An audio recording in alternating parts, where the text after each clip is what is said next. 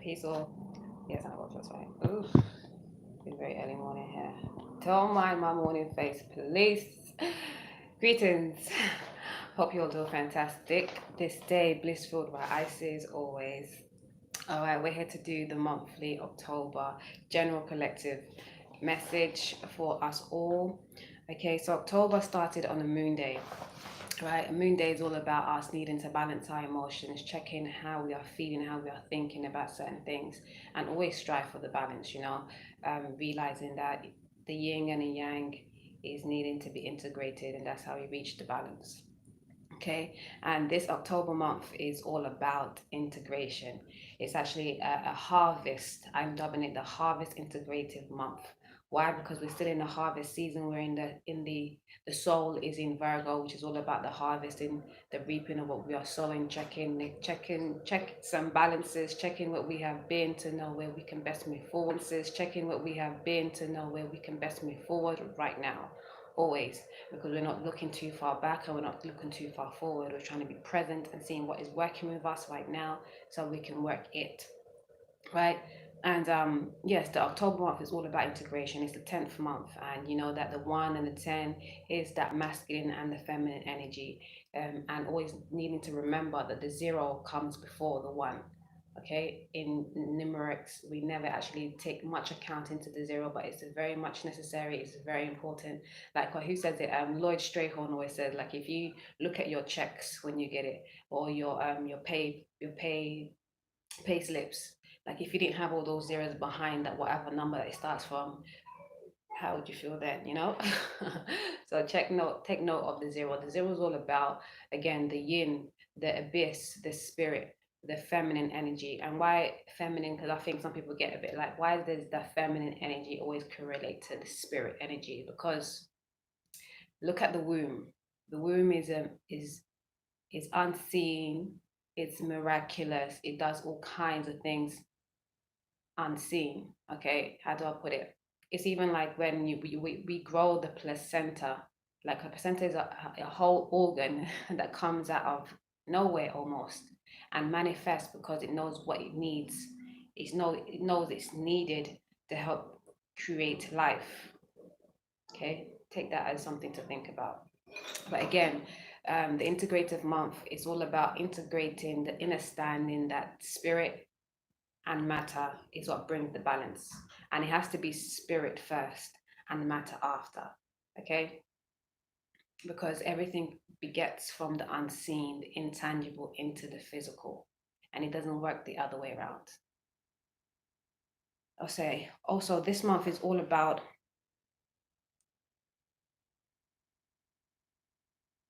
I'm going to say it one more time.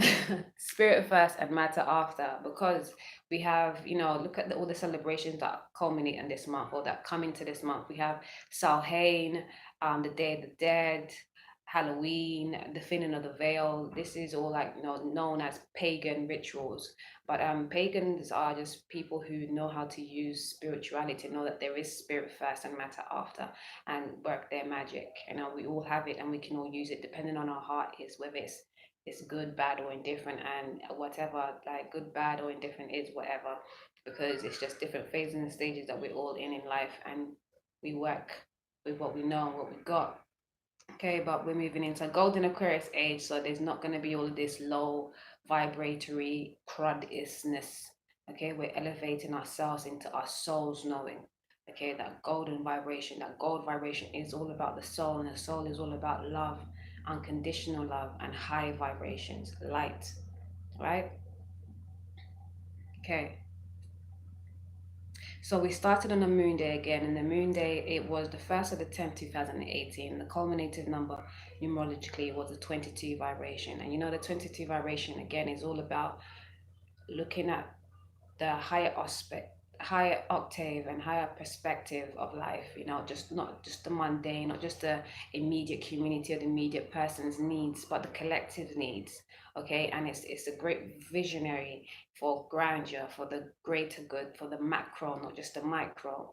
Again, and we want to envision us all moving into this golden Aquarius age. Of course, we're not all going to move there because some of us are, stuck in our ways and not trying to move the changes. So But for those of us who are, remember the way forward is to understand that spirit is first and matter is after. And once we integrate them two, we will be better off. Okay. All right. So let's look at the prominent dates. For, well, on the moon day, we had the moon on the cusp of the Pluto going direct in Sagittarius. Pluto's been retrograde in Sagittarius since May, or was it April, around that time. Okay. And yes, having us look at our past isms and schisms that we need to really transform from, move on, transmute. Okay, specifically to do with our understanding spirituality, our higher mind, our higher learning, listening to that more so than our mundane, everyday brain thinking. Our higher mind, our higher knowing is always resonating with our heart, knowing that our heart is the first organ. Okay, the heart is the greatest, the mastermind, even, right? And the mood is to move from Taurus into Gemini, that knowing duality, knowing that there's a yin and a yang, okay? So let's look at the prominent dates. We have on the 5th of October, Venus going retrograde in Virgo, okay? And Venus retrograde in Virgo is like, really at its best, fine-tuning the things that is necessary and Xing out all things else. This is where the harvest and the reaping really is like honed in, okay? So if it's not serving you, then it's going to be X'd out, and it could be a bit rash, but with love for self first always, And then we have the new moon on the 8th or the 9th, and that's also in Virgo. So the soul and the moon will be in Virgo. And this is always a great time to, again, to integrate, okay? Integrate the fire passion with the thinking and the mind, okay? And if you move with your heart as the mind, and your soul is also resonating with your heart, then again, you're ace. And also on the 8th, we have the Draco meteor shower. And the Draco is important to take note of, because when we talk about these meteor showers, you want to make a wish on the energies where the meteor shower is happening. And the Draco constellation is known as the great serpent, the dragon. And I'm a Naga, and that's all about the wisdom of the divine. Okay, the serpent represents wisdom. Okay, not evil or cruelty or whatever else. It's the snake is a very powerful totem, I'll say. And all of the totems that are looked at as evil, bad, sly, cunning, and all the rest, like the fox, I have a story about that. Are very ancient animals that always represent great wisdom, great velour, right? But being put down in this day and age because of all the power it exudes, right? And again, the Draco constellation is all about source wisdom, source knowing, the abyss knowing, the spirit understanding. It's represented by the Ida and the Pingalas, or the Kundalini energy. Okay, it's there's a lot of drive forward. Okay, so make a wish on you coming into that source wisdom and attuning that and working that. Okay. And the Draco meteor shower ranges from the 6th to the 10th, but it will be peaking this year on the 8th. Right. And then on the 11th, we have the moon conjuncting Libra. Sorry, conjuncting Jupiter, who is in Libra. So we're going to be thinking and feeling more about these the relationships that we are in, the relationships that we want to have, the relationships that are, how they are right now, and seeing where the opportunities lies in them. Okay. And on the 13th, for the day, we have moon in Ophiuchus. And I always have to make point of Ophiuchus being in anywhere conjuncta, however, because we don't know much about Ophiuchus, but we can always feel, if we tune into the energies, we feel the energy. So love it always for you to check how you feel on these days, okay? Specifically how you're thinking and how you're feeling with the mood in Ophiuchus, right? And then on the 14th, we have the moon conjuncting Saturn in Sagittarius, okay? and we have also Venus and Mercury conjunct in Virgo. So again, we're thinking about with the on the 14th with the mood being in Saturn, being conjunct in Saturn in Sagittarius. We're thinking about how we can practicalize and be how methodical we have been, and how can we put a method to this new madness, okay? But because there's always a method to the madness, and the madness being the chaos, being the abyss, being the spirituality. How we're looking at how we can really practicalize this inner stand of spirituality, this higher mind, knowing that we're coming to. And when we have Venus and Mercury both in Virgo conjunct, it's like we're communicating about this, we're communicating about the love that we have found in understanding this higher mind. On the 16th, we have the moon in Sagittarius again, and conjuncting Pluto in Sagittarius again. So this is a prelude. Well, this is like a, how do you say? It's like a follow-on from the 14th energy with the moon conjuncting Sagittarius in Saturn, with Saturn. I keep messing up these words. Excuse me. This is the moon conjuncting Saturn in Sagittarius, and this is again on the 16th, and because Pluto and Saturn have been in Sagittarius since the beginning of the year, like around April times, April, March, May. And the moon in Sagittarius is now conjuncting Pluto in Sag. And it's like, again, what now in this phase is the transformation. Now that we've got the methodical part done with Saturn, and Pluto is like, okay, what do we now need to change from yesteryear to really hone in this and to make this work for us? Because Pluto's all about transformation, much needed for your greatest good, right? And then we also have Aries bright in the sky that you could sight see. And on the 18th, we have the moon in Sagittarius conjuncting Mars. Okay, so the moon and how we're feeling in Sagittarius, higher mind, conjuncting Mars, close to Mars. Mars is all about action, drive. So we're now going to move with the understanding that we're getting from our higher mind. Okay. And then we have Mercury on the 17th. Sorry, Mercury on the 17th is moving into the constellation of Libra. Okay. So it was in Virgo for some time and now it's moving into Libra. And the conjunction with Sagittarius and Mars is actually on the 18th. Okay, and then we got on the 20th, we have the moon and Neptune conjunct in Aquarius, okay? And that's like us again feeling and thinking about all the ways we can make this work for our freedom, for our betterment, for the social, you know, the understanding that spirit is first and matter is after. And I go like this because it's etheric. Spirit is energy. Spirit is the non-tangible, the intangible. Okay. And then on the 21st and the 22nd, we have the Orion meteor shower. Okay. And I do have something coming up for the Draco on the Orion. And you know, Orion is opposite of Ficus as well. It's in between the Gemini and Taurus constellation. So it's again looking at us, looking at the duality of life and understanding the deeps. And with it being opposite Ficus, I have to mention it's about the deep needed healing to understand the spirit and the matter, and that spirit comes first and matter comes after. And this is just all in all kind of helping us usher in the new age and understanding that feminine power is very important and not to be put down, but to rise up. But then it's not to rise up above the masculine energy, because we need the two. Okay, there's no one is higher than the other. One comes first and the other one comes after. That's set. That's like something you can't dispute. I know a lot of people try to, and sometimes I just have to give it the pause. Yeah, so I saw your comment. It's like, you know, you was born from a mother, right? But it's a matter of understanding that one has to come before the other, but it doesn't mean that one is less than the other. Okay, they are both needed to make the moves that we all need. Okay. So Orion is a very much a masculine energy, and Ophiuchus of being opposite is very much a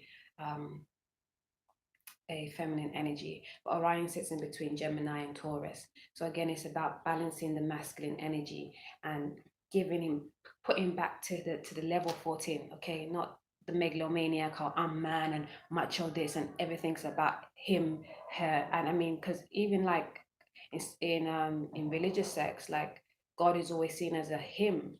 And now I know in some spiritual sets, God is always seen as a she. And I mean, like, God or the infinite one is everything. Is in just in dwindle in what's that word? I can't get it right now. Is both sexes, okay? Right? I say on the 24th we have Uranus in opposition, and that's mean it's close and it's opposite the sun. The soul, I was gonna say, I said sun and soul at the same time. Soul. Okay, so it's opposite the soul. And Uranus, is one of the faraway planets and is not usually felt very strongly, but it's very close to Earth at this time. So you definitely feel the energy more. And Uranus is all about us making those abrupt changes that, again, is going to serve our highest good, is going to push us and propel us to our destiny, towards our destiny, our soul's purpose, our soul's knowing. Okay. And on that same 24th, we also have the full moon in Aries, right? And then on the 26th, we have Venus and Sol both in Virgo conjunct. So it's like us looking again at what we need, our pleasures and leisures, and what our soul is calling, okay? And it's gonna be like felt strongly because the soul is backed by everything that Venus and Virgo is all about. It's gonna be backed by soul, and our soul again is our soul's knowing. And on the 29th, we have Jupiter that is in Libra conjuncting Mercury that will also be in Libra by this time. And again, more opportunities, more understanding, the balancing our needs for partnerships and communicating that, whether internally or externally. Okay. And the month ends on the 31st with Mercury moving into Scorpio. Okay, and Venus, which is still in Virgo, which will be in Virgo until the 16th of November. Opposite Uranus in Pisces, and it's that need balance. The opposition is always about balancing, and with it being Uranus, it's like we have the structure with Venus and Virgo and the fine tuning and checking things over, and then we have Uranus wanting to break free and do things fanatically with Pisces in there, meaning using our intuitive guidance but not negating the matter.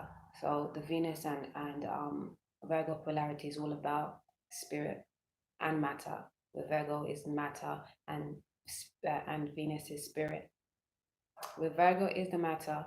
Venus is also spirit, yes, but it's Pisces I'm talking about. It is spirit, okay, balancing the two. And that they also, on the last day of the month, the moon will be moving into Leo constellation again, checking our soul.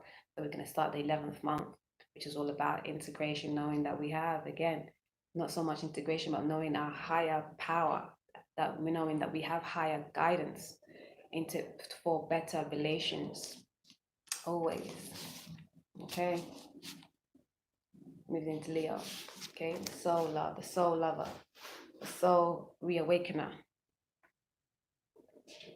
So for the collective, we have a spread as always for the monthly, and the general collective consensus we have here is strength, okay, and it's number 11, Archangel Ariel, and it says strength and grace through kindness, self-confidence, and forgiveness. Like, forgive yourself for not knowing anything that you know right now, because this is the eon. Like, don't feel bad, and understand that a lot of our forefathers, our parents, like, didn't know half of the stuff that they indoctrinated us with was BS. Okay, so don't feel bad, don't feel stuck, and don't feel no way to just break free from those molds. Let them know the new age, and it's not. I mean, it's new age, but it's a reawakening of an old age, because it's the golden age, and golden age takes time to come back around. But this is the things that we're coming into understanding right now. Is souls knowing. It's things that's ancient. It's been there.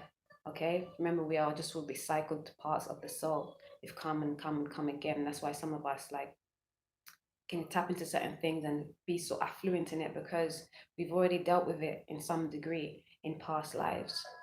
Okay, garner your strength and have confidence and move with what you know. Don't feel no way. Okay, and lessons to learn in this month is detachment, and it reads, hold on please, Theo, yes, Both of you. Detachment. It says, according to spiritual law, you have anything your heart desires. However, if your happiness, sense of security, or feeling of power depends on someone or something in your life, then you are attached to that person or thing. That it is a chain which binds you to a lower frequency and keeps you stuck. Your guidance is to ask the angels to help you cut the cord that tie you to people, things, and emotions. When all attachments are released, you can no longer be manipulated emotionally. This enables you to reclaim your power, be genuine, free your spirit and that of others. Let go now. And the affirmation is, I release everyone and everything. My spirit is free. Yes, detachment is key. And in going into the Aquarius age, we really have to learn this. We don't have to be like clinging into anything or anybody. Like that's how we get bind and bonded into situations that's really not conducive for us. When you see the need to move, go with it. When you're being like moved towards something different, something new, you may not understand, you must go with it because that's your intuitive guidance. Remember, we're in the 11 year, it's all about the intuitive guidance. And again, the intuitive guidance is intangible. It might not even make sense through the mundane mind, but it always resonates through your heart. Okay, remember your heart is the smarter mind. Okay, it's the one that works smart and not hard. And current stage that we're in, we have faith, and it reads, faith is such a powerful quality that it moves mountains. Angel wisdom reminds you, however, not to have blind faith in people or situations. Use common sense and discernment and never give your power to another. Instead, put your faith in yourself and the higher powers. Yes. Pray with integrity from your still wise center and know that your requests will be granted. Act as if it has already manifested. That is faith. Your angel guidance is to increase your faith in the infinite. And affirmation is, I have faith in the support of the universe. Beautiful. And I always say, like, faith without works is void. Like, you have faith in praying for what you want, but the works is the part where you listen and you take heed of the messages and you move with what the messages is asking you to do. Okay? Like, you can't just have, that's again having blind faith, thinking that, okay, I have faith that this is going to come to me, so I'm just going to sit there and wait for it to come. It's not going to come to you. You have to work towards it or walk towards it. And how you walk towards it, again, is by taking heed of the intuitive guidance, the heart nudges, gunches, and bunches, or however it works for you, you know? Yes, and know that the intangible forces are so much stronger than the tangible. And that's why I always say, when you have loved ones that pass away, like, know that their spirit is so much stronger when they're not in the flesh. Okay, you can feel them, you can understand them, you can commune with them much better in that way, more stronger anyhow. And advice forward, we have opportunity, and it reads, we are all presented with opportunities and are expected to flow with the currents that come our way. During this, angel card suggests that something is now being made available to you, and it is up to you to use it to your greatest. Go and get the cup of water. Go and bring in the cup and you have some water first. The angel card suggests that something is now being made available to you, and it's up to you to use it to your greatest advantage. Be alert, be aware, and be prepared. You can, of course, make your own opportunities. If you knock on enough doors, one will inevitably be opened.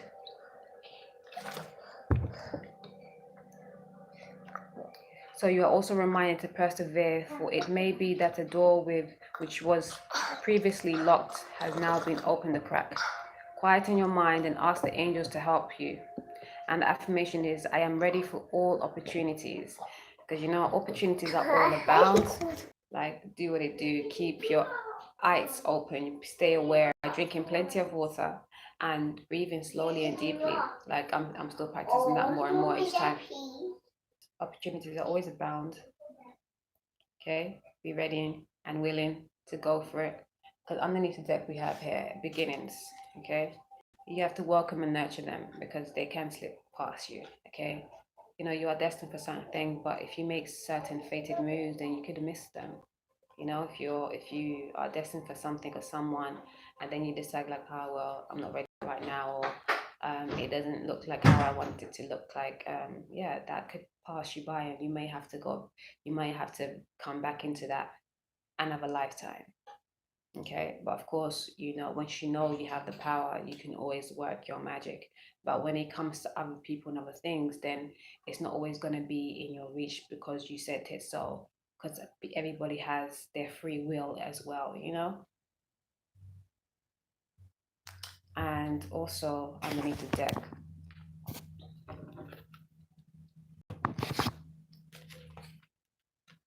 for the arcana, we have the chariot, nation and self-control, career advancement, acknowledgement of success by others, with great determination, willpower, and that balancing act, the knowing that spirit is first and matters after, greater success comes to thee, always. Because if you're just working from one side, you're working hard, not smart. Okay. And yes, you have plenty of strength, but again, don't waste your energy on grafting like a madman or madwoman when you can have things come to you so much easier when you understand the spiritual nature of life. Have a beautiful month. I will be coming in and out. I don't think I'll be doing the daily success. Oh my God, where does my words go sometimes? What's that I wanted to say? Won't be doing the dailies successively, every day. As you know, we're already 8 days in, but definitely coming at in the points where it's best needed. I'm going through some personal things that's taking up a lot of my energy right now. So yes, doing the balancing act myself every day, always. Have a beautiful one. Until next time. Ciao.